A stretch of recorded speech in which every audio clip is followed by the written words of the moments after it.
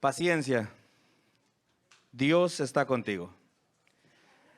Paciencia, Dios está contigo. La paciencia es una virtud. Es una virtud muy importante en la vida cristiana. ¿Cuándo necesitamos paciencia?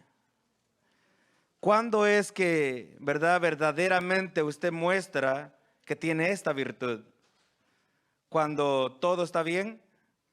¿Cuando todo camina de acuerdo a como usted lo ha planeado, como usted lo ha imaginado? Cuando usted está alcanzando todas aquellas metas, aquellos propósitos, cuando lleva una vida holgada, cuando nadie lo trata mal, cuando nadie se burla de usted. ¿Cuándo necesita usted mostrar que tiene esa virtud?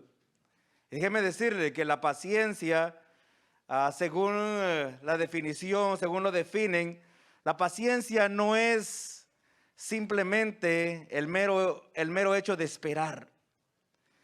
La paciencia no es simplemente ser algo pasivo. Que la paciencia no es algo, que esté ahí simplemente como algo inactivo, sino que algo que es activo. Pareciera contradictorio, al hablar de la paciencia como algo, activo, pero es la mera verdad.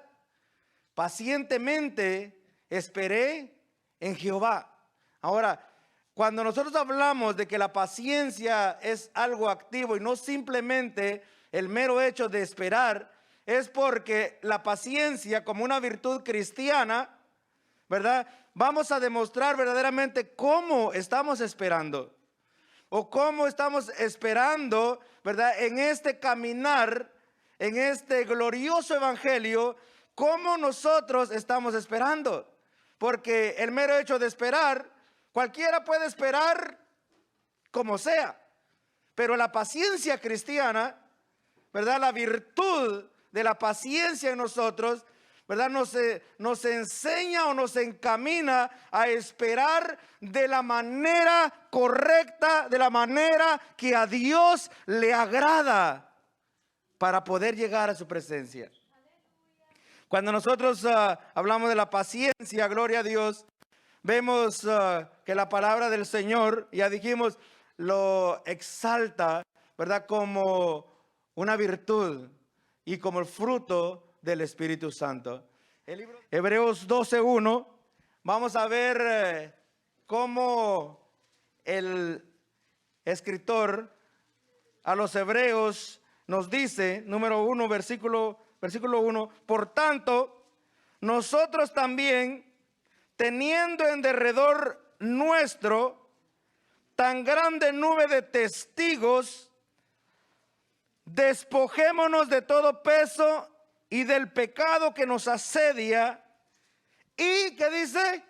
Corramos con paciencia la carrera que tenemos por delante. Así que la paciencia, vemos, no es simplemente algo inactivo, sino que dice, mientras corramos con paciencia. ¿A qué se, verdad, cuando alguien está en una carrera, en medio de la carrera puede surgir de todo, hasta tramposos? Y entonces correr con paciencia, ¿verdad?, es no hacer. Bueno, usted ve que alguien está haciendo trampa, usted no lo va a hacer. Usted va a seguir con paciencia siguiendo los estatutos establecidos. Especialmente aquí que nos habla de la carrera del Evangelio, la carrera que usted y yo hemos iniciado para llegar a la patria celestial. No podemos, si usted ve a otro corriendo, valga la redundancia, esta carrera, pero usted dice, ¿verdad?, se da cuenta que no va de acuerdo a lo que usted ha aprendido en la palabra del Señor. Usted tiene que mantenerse corriendo con paciencia y no hacer lo que usted está viendo que están haciendo los demás.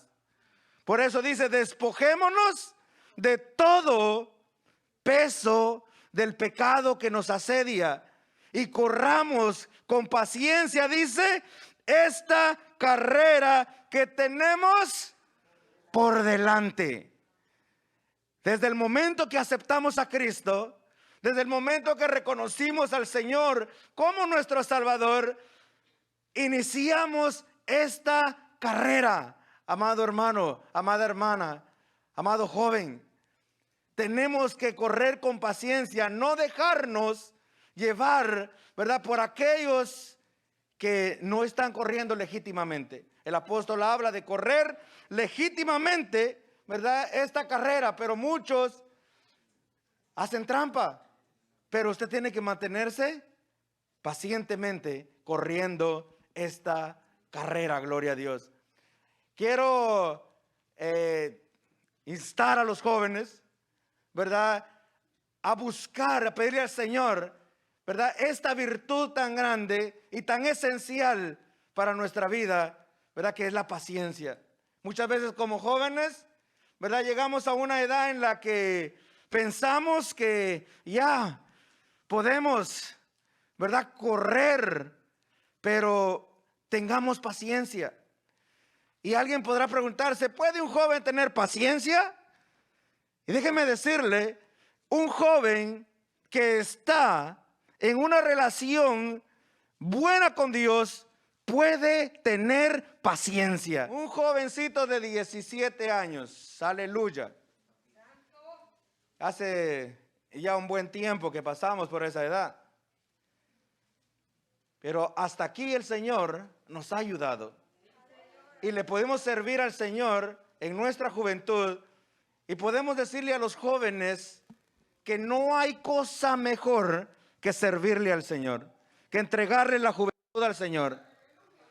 No hay nada mejor, amado joven. Sírvale al Señor, entréguese al Señor, corra esta carrera del Evangelio apegado al Señor, que el Señor sabe pagar y pagar bien. Y qué mejor que la salvación de nuestras almas. En el capítulo 37 del libro de Génesis, encontramos la historia de un joven. El versículo 1 en adelante dice que habitó Jacob, ¿en dónde? En la tierra donde había morado su padre, en la tierra de Canaán. Jacob, sabemos, ¿verdad?, que el hijo de Isaac, y también el nieto de Abraham.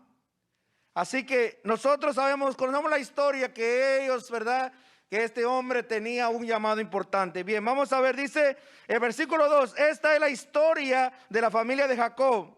José, siendo de edad de ¿cuántos dice? 17 años. Versículo 2, de edad de 17 años, y apacentaba las ovejas con sus hermanos, y el joven estaba con los hijos de Bilha y con los hijos de Silpa, mujeres de su padre, e informaba a José a su padre la mala fama de ellos. Ahora, yo pregunto, ¿era bueno lo que hacía José? ¿Era correcto lo que hacía José? Sus hermanos tenían mala fama. Es decir, que sus hermanos no eran muy bien portados. Hacían cosas malas. Aquí podemos ir aprendiendo algunas cosas. Y como les decía, lo que dice el libro de Hebreos, nosotros tenemos que correr con paciencia. No dejarnos arrastrar por otros que hacen trampas. ¿Cómo viven los demás? Eso no le debe interesar a usted. A usted le debe interesar lo que dice Dios, cómo quiere que usted viva. Estamos viviendo una época peligrosa, querido joven. Estamos viviendo tiempos peligrosos.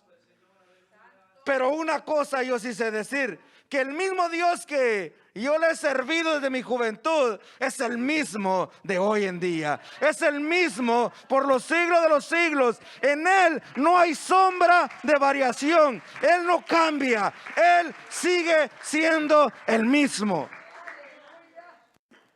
Digo algo más. Esta sigue siendo la misma palabra de Dios. Esta palabra que dirigió a grandes hombres de la historia bíblica que se guiaron por esta bendita palabra del Señor, sigue siendo hoy la misma palabra de Dios. El poder que tuvo hace cientos de años es el mismo poder que tiene ahora. Ese poder que tenía para cambiar las vidas sigue teniendo el mismo poder para cambiar y transformar la vida del ser humano en este 2022. Dios tiene el poder y su palabra sigue teniendo poder. Así la quiere cambiar el hombre. Por ahí andan diciendo que ya es obsoleta, que ya pasó de moda y que necesitamos algo moderno. No necesitamos algo moderno. Necesitamos, ¿sabe qué es lo que se necesita hoy en día? Obediencia. Eso es lo que se necesita hoy. Obediencia que se ha dejado por un lado. Ser obedientes a la palabra del Señor. Así que José tenía que decirle a su papá, ellos están, ¿verdad?, haciendo las cosas malas. Y quizás, ¿verdad?, sus hermanos, eres un chismoso, ¿verdad?, eres un lengua larga, no te puedes quedar callado. Pero, ¿sabe una cosa, querido joven, querida señorita? A lo malo hay que llamarle malo. Al pecado hay que llamarle pecado. Y a lo bueno hay que llamarle bueno. Pero ¿sabe por qué? Usted y yo estamos llamados hoy a hacer esa diferencia. Dice el versículo 3, y amaba a Israel. Mire cómo estaban las cosas con Josecito. de 17 años. En primer lugar, lo tenían como jefe de los hermanos. Versículo 3, y amaba a Israel a José más que a todos sus hijos, porque lo había tenido en su vejez y le hizo una túnica de diversos colores. Era el jefe de los hermanos y era el más amado de su padre. Ahí hay un tema que no vamos a entrar en ello, y es la distinción que hizo su papá hacia él. Pero lo que quiero que enfoquemos es, ¿cuál era la situación de José en ese momento? Estaba con todo a su favor. Todo estaba a su favor, menos los hermanos. Pero la posición en su familia era inmejorable. Su papá lo amaba más que a los demás. Y le hizo, dice, una túnica de colores. Todo eso tiene, ¿verdad?, su enseñanza. Pero la túnica dejaba ver lo especial que era este joven para su padre. Pero no solamente eso, sino que también nos dice el versículo 4 que sus hermanos, viendo a sus hermanos que su padre lo amaba más que a todos sus hermanos, le aborrecían y no podían hablarle pacíficamente. Bueno, cuando usted, y ese es el tema, ¿verdad?, que no vamos a entrar el día de hoy, pero le causó problemas. Pero la situación que tiene José, inmejorable. Ahora, sus hermanos lo empezaron a envidiar. Pero ahora viene algo que viene a ponerle, ¿verdad?, la chispa y enciende aún más esto. ¿Y qué es? El sueño que tiene, los sueños. Pero ¿de parte de quién venían estos sueños? No era que él se está inventando estos sueños, sino que venían de parte de Dios mismo. Ahora, algunos teólogos dicen que él debió, ¿verdad?, no decir nada, ¿verdad? No debió hablar lo que Dios le estaba revelando, esperar su momento. Pero lo cierto es que Dios estaba con él. Estaba su padre, Israel, y estaba Dios con él, revelándole sueños. Así que imagínense qué posición tan inmejorable. Dice el versículo 5, y soñó José un sueño y lo contó a sus hermanos, y ellos llegaron a aborrecerle más todavía. Ahora, pero la pregunta es, ¿por qué razón Dios le revela los sueños a José? ¿Cuál sería el motivo? Dice que él se quejaba con su papá, informaba de la mala fama de sus hermanos. O sea que los hermanos no eran unos hombres muy piadosos, pero tal parece que José era un jovencito piadoso. Era un jovencito, ¿verdad?, que creía en el Señor, creía en Dios. ¿Cree usted en Dios? ¿Cree usted en Dios? Ahora, ¿le sirve? ¿Le obedece? Entonces vemos aquí la situación de este joven, inmejorable. Entonces necesitaba la paciencia, mostrar la paciencia en este momento. Muchas veces en nuestra vida, ¿verdad?, está, como dicen por ahí, viento en popa. Todo nos está saliendo bien, todo va de maravilla, pero de repente hay cambios en nuestra vida. La vida que nosotros tenemos en este mundo no siempre va a ser de subida. Van a haber momentos de bajada, van a haber momentos difíciles, y ahí es donde usted y yo tenemos que mostrar que tenemos verdaderamente la paciencia. y saber esperar en Dios, como dice el Salmo que leímos, 41, pacientemente esperé en Jehová y se inclinó a mí y me oyó. Dice la palabra del Señor que los hermanos entonces lo llegaron a odiar más por esta causa. Y si usted sigue leyendo la historia, dice la Biblia que su padre lo manda a controlar, ¿verdad? O a ver el trabajo que estaban haciendo sus hermanos. Cuando él llega donde están sus hermanos, allí cambia radicalmente la situación de José. De un momento a otro, hoy estaba con papi y mañana se terminó todo.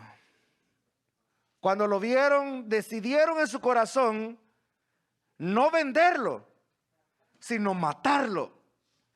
Sus propios hermanos. Pero cuando usted está haciendo las cosas bien, el enemigo se va a levantar en contra suya.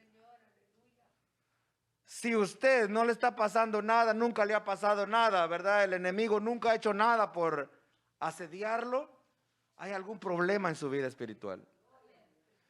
Porque el enemigo, ¿sabe? El enemigo no va a perder tiempo con alguien que sabe que lo tiene ya.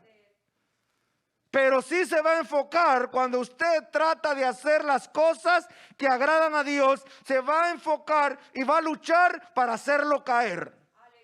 Va a tratar de ponerle todos los obstáculos necesarios para que usted no siga adelante con el servicio a Dios.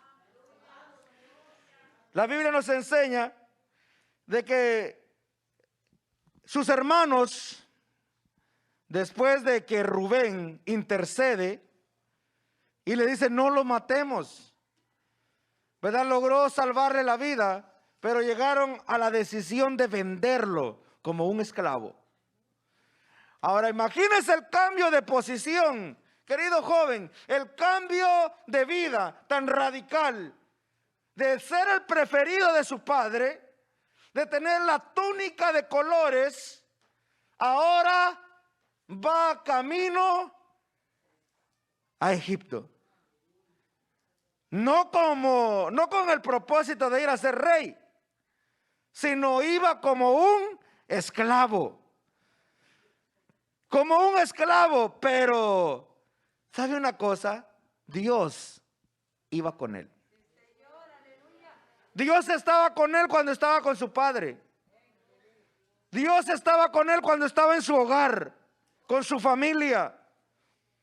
Pero cuando es vendido, y quizás él no entendía en ese momento qué es lo que estaba pasando, a su corta edad de 17 años, ser separado de su padre, aquel padre que lo consentía, aquel padre que lo amaba, aquel padre que le daba la preferencia, ahora de la noche a la mañana, este pobre joven va de camino a Egipto para ser vendido como un esclavo.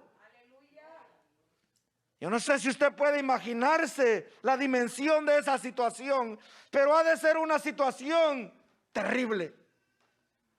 Muchos de ustedes quizás nunca han experimentado el estar lejos de sus padres. Denle gracias a Dios por ello. Y aprecien a sus padres, amen a sus padres. Algunos de nosotros nos tocó a muy corta edad separarnos de nuestros padres. Pero lo bueno es que Dios está con nosotros. Dios nunca nos ha dejado. ¿Sabe? Él ha prometido: no te dejaré ni te desampararé. Y lo vemos en este ejemplo tan claro con José. Él iba para ser vendido, pero Dios iba con él. Aunque él quizás no lo entendía, aunque él quizás no lo veía con los ojos físicos, pero sí tenía fe. ¿Sabe una cosa? Nosotros podemos ver o podemos tener conciencia plena del pasado y del presente, mas no conocemos el futuro. Pero sabe que Dios puede ver el pasado, el presente y el futuro como nada, porque Él es eterno. Sabe que cuando este joven llega a Egipto, como Dios iba con él, ¿sabe? No fue vendido a cualquier persona. ¿Sabe quién lo compró? Un alto funcionario, Potifar. Y cuando llega a la casa de Potifar, ¿sabe qué dice la Biblia? Que Dios estaba con él. Dios estaba con él, porque nunca lo dejó. Capítulo 39, versículo 2, dice: mas Jehová estaba con José, y fue varón próspero, y estaba en la casa de su amo, el egipcio. Dice la Biblia, no dice acá, ¿verdad? Y después de que fue vendido, entonces Dios lo fue a acompañar. No, Dios estaba con José. Desde el momento que él fue vendido, Dios iba con él. Dios iba con él. Y cuando llega y es vendido, Dios seguía con él. Porque Dios es así. Él ha prometido no dejarnos, sino desampararnos. Y dice que fue varón próspero. Y volvió nuevamente, como que vuelve nuevamente, ¿verdad?, a tener esa posición, aunque ahora como un esclavo, pero con una comodidad. ¿Sabe por qué? Porque Dios estaba con él. Le pusieron a cargo todo, y todo lo que hacía prosperaba. Todo lo que hacía prosperaba porque Dios estaba con él. Pero ¿sabe una cosa? Había alguien también que lo estaba velando. Había alguien que estaba viendo la situación de aquel joven que amaba a Dios. Aquel joven que no se dejó caer cuando estaba camino como un esclavo. No se dejó caer, no se dejó vencer. Tuvo paciencia porque Dios estaba con él. Y supo mantenerse, y Dios lo prosperó. Pero estaba el otro velándolo. ¿Y sabe qué? Ahí mismo usa a la mujer de Potifar. Dice que José era un joven atractivo. Y no solamente en lo físico, si tenía a Dios en su corazón. ¿Sabe que la presencia de Dios en nosotros hace esa diferencia? Usted es joven, una señorita, que con la presencia de Dios, usted es especial. Pero lo están velando. Joven, lo están velando. Señorita, la están velando.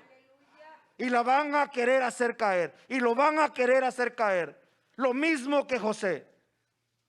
Dice que la esposa le decía: ven, acuéstate conmigo. Acompáñame.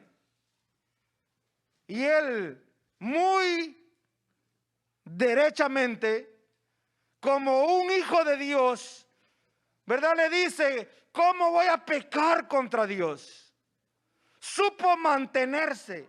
En ningún momento José dijo: bueno, ya, si Dios permitió que me vendieran, esos sueños quizás no eran de él. No, él se mantuvo firme. ¿Cómo voy a pecar contra Dios? Y prefirió salir corriendo. Salir corriendo no siempre quiere decir que sea un cobarde. Los sabios también corren. Los temerosos de Dios también corren.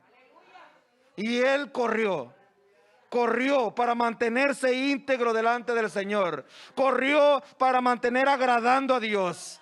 Corra del pecado, huya de las pasiones juveniles, como dice la palabra del Señor. Huya de ellas, manténgase firme y no se le olvide que Dios está con usted. Manténgase con paciencia corriendo en este camino del evangelio, con paciencia, porque Dios está con cada uno de nosotros. Pero no se nos olvide que tenemos que tener paciencia porque Dios está con nosotros. Iglesia, sigamos adelante, reconociendo siempre que Dios está con nosotros. Dios le bendiga.